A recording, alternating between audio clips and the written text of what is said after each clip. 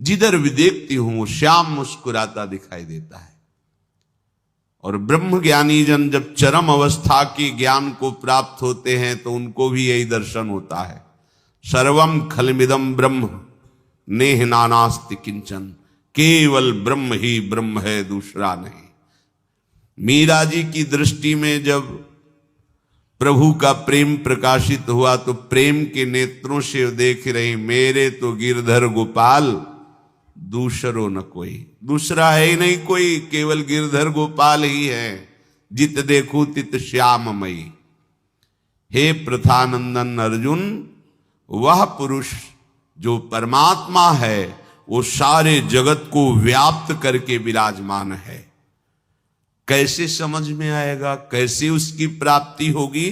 तो कह रहे पार्थ भक्त्या लभस्त्वनन्यया, ये लाभ अनन्य भक्ति के द्वारा प्राप्त हो सकता है, और कोई साधन नहीं है। प्रभु के प्रेम का रसास्वादन अनन्य भक्ति से, और प्रेमी ही संपूर्णतया प्रभु को जानता है।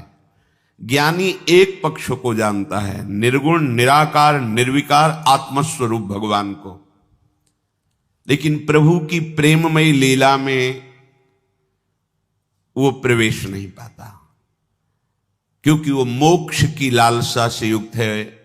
वो ऐसा ज्ञान प्राप्त करके मुक्त हो जाता है, पर प्रेमी प्रभु के निर्विकार तत्व को भी जानता है और भगवत प्रेम की लीला रहस्य को भी जानता है।